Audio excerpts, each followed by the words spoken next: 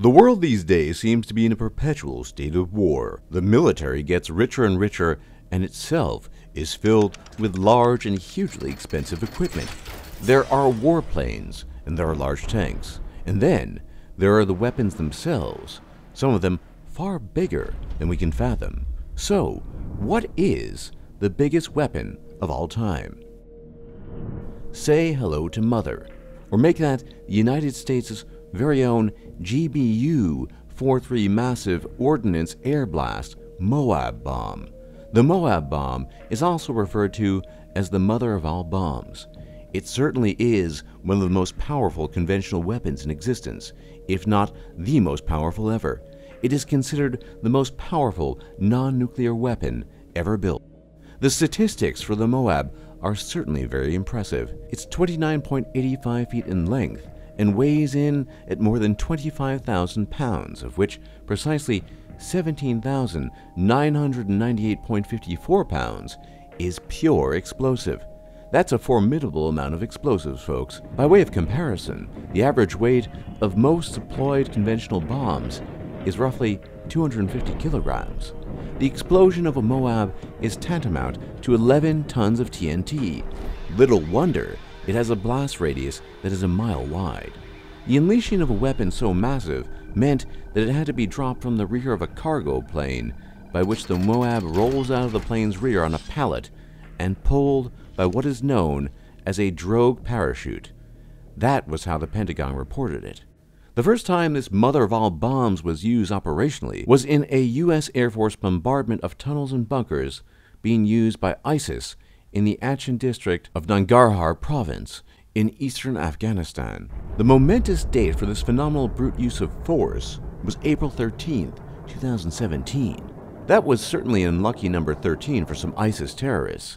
It's believed that as many as 90 Islamic State militants were killed when the U.S. military dropped the mega bomb in Afghanistan, as estimated by the Afghan government.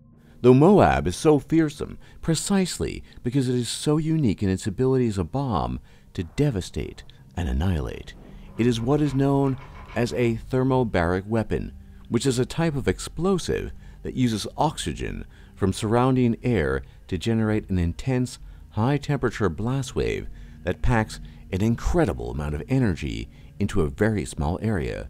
Most conventional bombs consist of a mix of fuel and oxygen-generating substances, while thermobaric weapons are almost entirely 100% fuel, meaning that they actively seek out atmospheric oxygen so they can detonate. It's this feature that allows the Moab's intensive blast wave to travel through underground, oxygen-filled areas, such as underground tunnels and caves, being used by ISIS in Afghanistan. As Bill Roggio of the Foundation for Defense of Democracy's think tank stated in an interview to the Air Force Times, quote, "What it does is basically suck out all the oxygen and lights the air on fire," end quote. Roggio went on to explain that the Moab's distinct feature is that it has a way of getting into areas where conventional bombs can't adequately reach, like tunnels and bunkers being used by terrorists. The UK Guardian newspaper reported that residents living up to 2 miles from the blast site stated how the explosion had broken windows and cracked walls in their homes. The BBC did report how there were doubts by Afghan officials at the site at just how effective the bomb had actually been. Whilst much vegetation and many homes in the bomb radius had been destroyed or flattened, there were trees still standing upright just 325 feet from the site of impact. One local villager even stated that ISIS needed greater bombardment and said, quote, "Let Americans bring down a bigger one. This one was small," end quote. Nevertheless, the general consensus was that the most powerful non-nuclear bomb ever used in warfare had just been detonated. The Air Force's love child has actually been around for quite a while.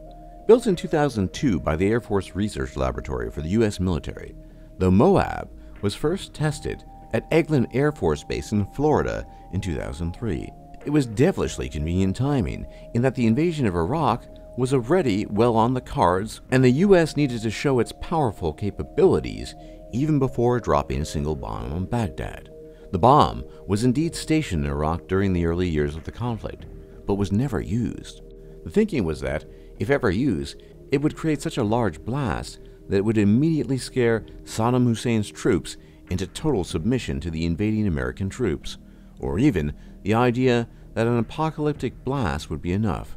It's worth noting that the Moab was specifically designed for its psychological effect in warfare, whereby it would pacify the enemy simply out of the sheer idea of the potential terror of its destructive force. That's the reason why a video showing the 2003 Eglin test was released to the public so as to scare the Iraqi forces as part of the US's shock and awe military strategy for Iraq. The Moab was not without its predecessors.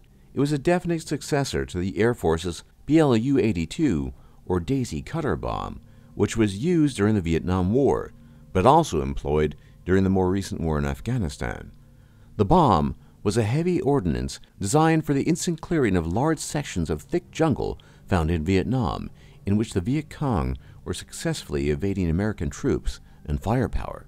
The bomb wasn't enough to win the war for the U.S., but it did prove its almighty power for foliage and habitat destruction. The Moab makes the Daisy Cutter pale in comparison. The Moab is almost 3 times longer, 40% heavier, and costs almost 20 times more per bomb. Interestingly, estimations of the cost of each Moab bomb vary widely, ranging from $175,000 to $450,000.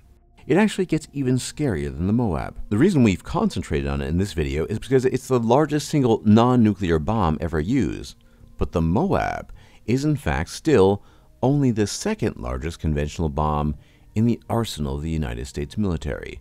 Say hello to what is called the Massive Ordnance Penetrator, or MOP, which has never been used in active warfare. The MOP, which is a rather sinister-sounding twist on a common household implement, is different to the Moab, the mother of all bombs. Detonates shortly before hitting the surface, which makes it capable of destroying both buildings and networks just below the surface, like tunnels and caves. However, the MOP is able to penetrate much more deeply and can take out entire military bunkers several feet below the surface. Its force, therefore, is far greater than that of the Moab. And just as there is a mother of all bombs, so too there must be the father of all bombs, or FOAB. That formidable monster is reportedly in the arsenal of Russia. It developed its FOAB in 2007. Although smaller in size than the Moab, it is alleged to be 4 times more powerful, with a blast radius nearly twice that of the Moab's mile-wide radius. We can only all hope that this diabolical family of bombs is never put to competing use in any war, as if fretting about nuclear bombs weren't enough. For more top lists just like this, be sure to leave a like and subscribe if you haven't already, and don't forget to check out our other lists. And thanks for watching, and thanks for learning.